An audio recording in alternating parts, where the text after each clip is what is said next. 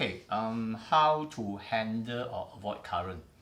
So basically, there's a few ways of handling or avoid the current. The first one is hide, like hide from the current. The second one will be drift. The third one will be, well, if you need to fight on a shorter distance, okay, and then you can climb, okay. More important is like you need to know when you are exhausted. So each one of them is actually a topics on its own. So today I'll give you the concept of each of them, and maybe in future I'll do a more detailed one on individually. Okay, so first of all, we talk about height. Height. Have you ever heard that a lot of dive master, lots of maybe experience that will tell you, dive lower. Because why? Because along the way, if there's any reef in front of you, okay, the current is actually blocked. You may be 1 meter above other, but you're taking a full current and other is not. Because why? Because they dive lower. Always, if possible, dive lower. The reef will be lower, the boulder will be lower, and you're actually hidden from the opposite current. Another one about hiding is, most of the coral is this shape. It will be narrower on top and then wider at the bottom. Okay, so let's say the current come from this side and then start to go on both sides. Okay, in order to hide from a current, sometimes you go deeper, you can go further and come out.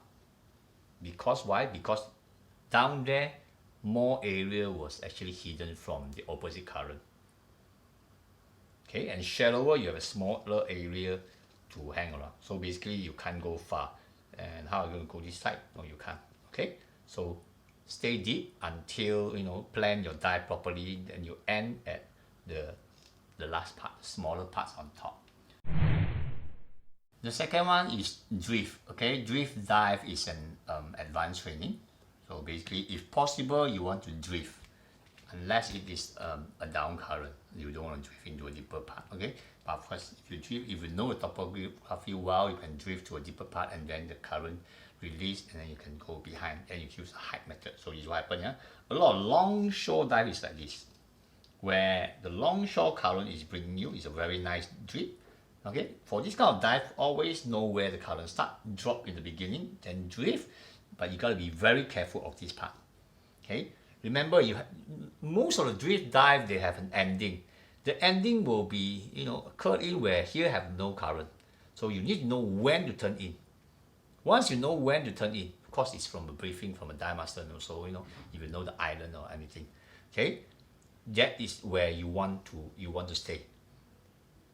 And then you don't go shallow to go in, because if you go shallow to go in, the current is still going on. Because as I said just now, this is current shape. See, here you still have current, but here you have no more current. Here it's blocked.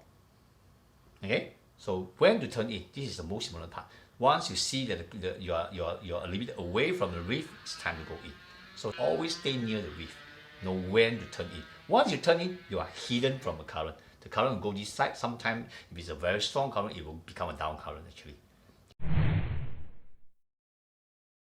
Okay, then we talk about how to fight shorter distance. Some of the dive sets is like this.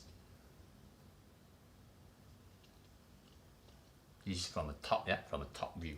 The current comes from this side.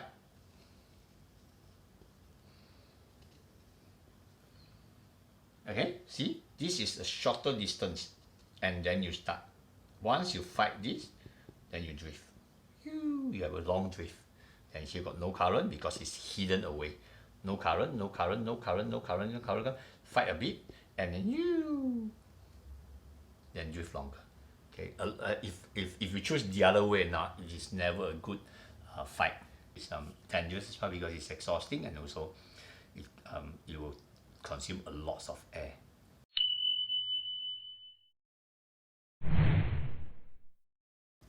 If there is no drift, there is no place to hide, there is no shorter distance to fight, to get around, then I will choose to climb. To climb is not asking you to break the coral. It's not asking you to just simply use the hook and hook anywhere. Yeah? To climb, it's the same. Stay low and see carefully where you're holding. Sometimes it's a stonefish, sometimes it is a stingray, sometimes it's a moral eel. You don't want to put your hand into the moral eel, and then Okay, so see carefully, and then if you know how to what they call stay streamlined and not let the current drift you, no matter how strong is the current, there is a way of you to just stay calm and then just slowly, look for the rock, look for any edges that is safe for you to climb slowly. Okay, climbing slowly is good because it actually can save a lot of air consumption. Okay, and also it can actually let you maintain your speed if you need to go up.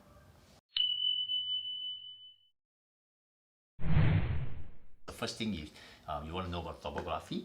The second is that pre-plan your dive, and also along the dive you can see what method you can use to handle current, to hide, to drift, to choose a shorter distance and to climb.